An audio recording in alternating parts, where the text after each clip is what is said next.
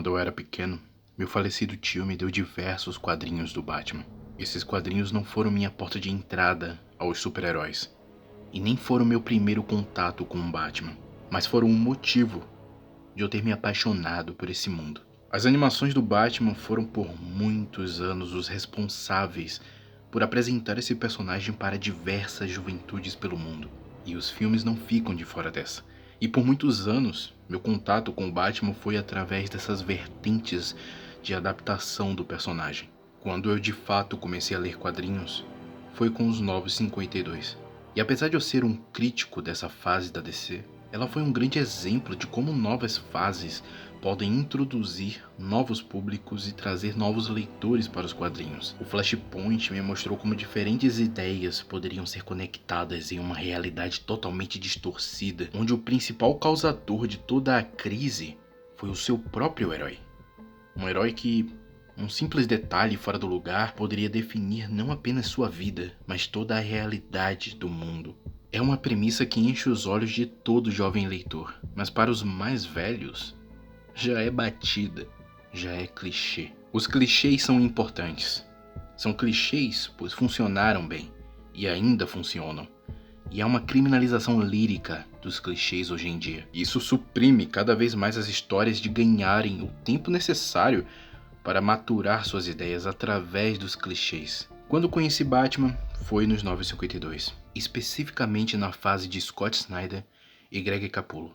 Eu acompanhei do início ao fim essa abordagem mais sombria, soturna e pautada na podridão obscura do passado de Gotham. Scott Snyder não apenas deu sua própria assinatura ao Batman, mas ele, ao lado de Capullo, ditaram toda uma nova identidade ao Batman nos quadrinhos, que leitores jovens como eu na época até hoje idealizam como um Batman dentre os icônicos. A primeira edição começa com o Batman e seus diversos vilões, já de cara, abordando como esse personagem traz consigo tantos outros lunáticos que, de certa maneira, se identificam com ele? São espelhos dele? O Batman lida com isso diariamente, acompanhamos esses pensamentos, compartilhamos com ele esses questionamentos sobre seu papel em Gotham e eles entram em conflito com o seu papel como Bruce Wayne. O passado é um tema recorrente nas histórias de Snyder e, ao abordar o passado do Batman com os seus vilões, ele também aborda o passado de Gotham e dos Wayne. É uma introdução completa e bem didática para qualquer novo leitor.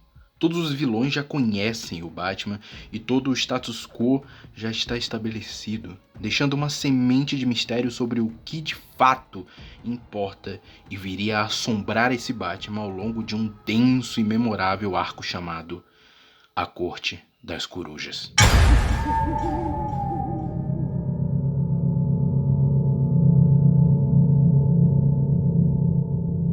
E se o Batman for um efeito colateral na cabeça de um Bruce Wayne que sempre buscou por respostas sobre a morte de seus pais, mas acaba se deparando com algo que vai além dessa fatalidade? E se sua dor não for nada comparada a uma doença que flui nas veias da cidade?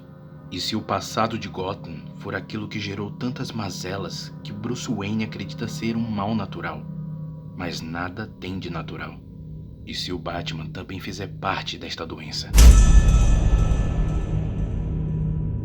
A Corte das Corujas trouxe à tona uma abordagem que virou de cabeça para baixo tudo o que conhecíamos sobre Gotham. Não se trata de uma história do Batman enfrentando um guerreiro poderoso ou um grande plano maligno.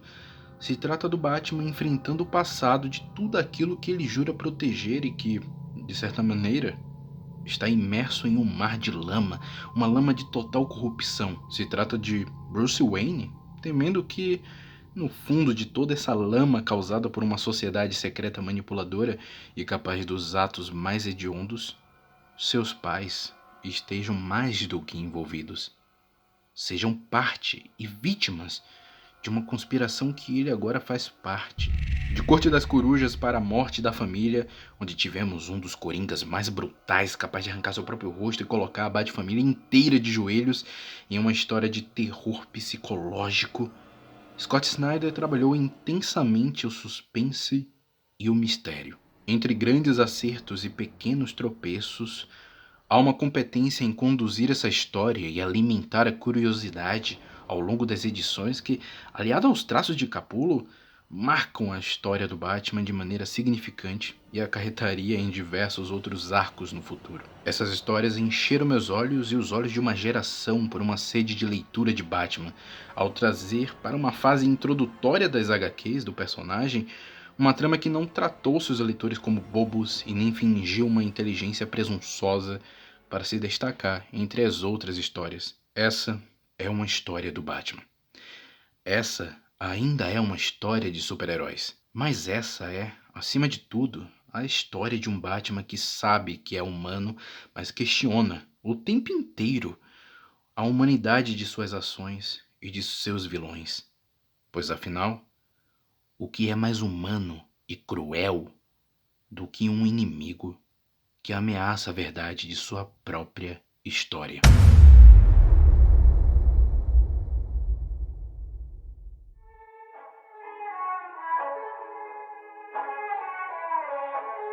Scott Snyder está retornando para DC ao lado de diversos outros quadrinistas para um universo próprio, e eu não poderia estar mais ansioso para acompanhar.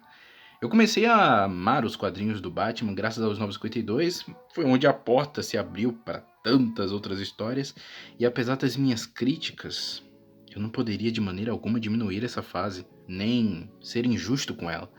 Pois se hoje eu produzo vídeos e escrevo histórias, gosto ainda mais do Batman, o Batman de Scott Snyder tem uma forte influência nisso.